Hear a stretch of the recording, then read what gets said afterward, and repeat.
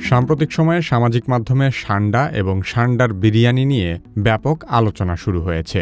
Saudi আরবে কর্মরত প্রবাসী বাংলাদেশি ভ্লগারের ভিডিওতে মরুভূমি থেকে সান্ডা ধরা এবং সান্ডা দিয়ে তৈরি বিরিয়ানির দৃশ্য ভাইরাল হয়েছে।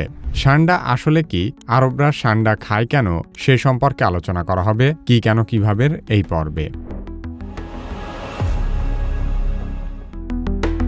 সান্ডা হলো এক ধরনের মরুভূমির সরীসৃপ, যার বৈজ্ঞানিক নাম ইউরোমাস্টিক্স এবং এটি অ্যাগামিডি গোত্রের অন্তর্গত।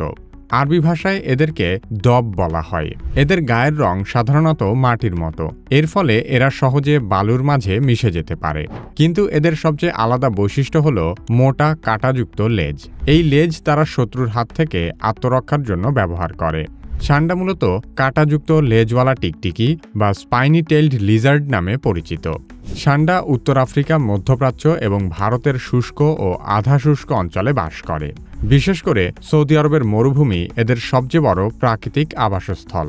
এরা প্রধানত নিরামিষভোজী, গাছের পাতা, ফলমূল এবং মাঝেমধ্যে ছোট পোকামাকড় খেয়ে থাকে। তবে গ্রীষ্মকালে গাছপালা কম থাকলে পোকামাকড়ের উপর এদের নির্ভরতা অনেক বেড়ে যায়।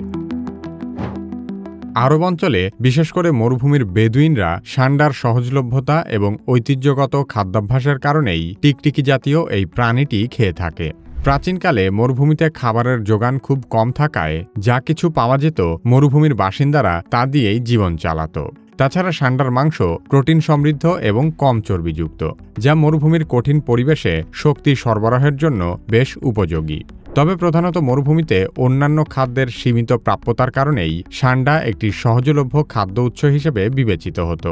ইসলামিক দৃষ্টিকোণ থেকে অধিকাংশ মাযহাবে সান্ডা খাওয়াকে হালাল মনে করা হলেও হানাফি মাযহাবে এটি মাকরু বা অপছন্দনীয় বলে গণ্য হয়। কারণ হাদিস অনুযায়ী মহানবী সাল্লাল্লাহু আলাইহি সাল্লাম সান্ডা খাননি, তিনি এটিকে অরুচিকর মনে করতেন। তবে সাহাবীদের কেউ কেউ এটি খেয়েছিলেন, সেজন্য এটি হালাল হলেও হানাফি মাযহাবে একে মাকরু বলা হয়েছে।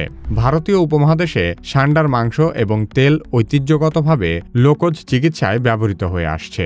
যৌনশক্তি বৃদ্ধি, ত্বকের রোগ নিরাময় এবং বাতের ব্যথা উপশমের জন্য সান্ডার তেল বিক্রি করা হলেও এর কোনো বৈজ্ঞানিক প্রমাণ পাওয়া যায়নি। বাংলাদেশে সান্ডা বলতে আরেকটি টিকটিকি জাতীয় প্রাণীকে বোঝানো হয়, আর তা হলো তক্ষক। সাধারণত একটি তক্ষকের দাম প্রায় 20 লক্ষ টাকা পর্যন্ত হতে পারে। তক্ষক আসলে কি কাজে লাগে এবং তক্ষকের দাম এত বেশি কেন, সে সম্পর্কে জানতে চাইলে কি কেন কিভাবে এই ভিডিওটি দেখতে পারেন। আমাদের ভিডিওগুলো ফেসবুকে দেখতে চাইলে কি কেন কিভাবে ফেসবুক পেজ লাইক এবং ফলো করুন।